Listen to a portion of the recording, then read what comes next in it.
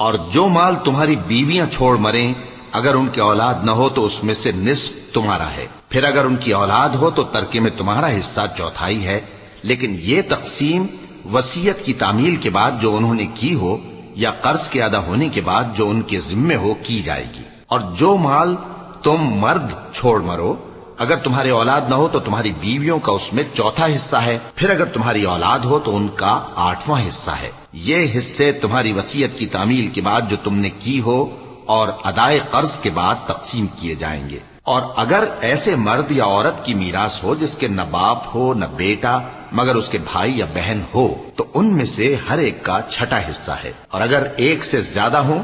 تو سب 1/3 میں شریک ہوں گے۔ یہ حصے بھی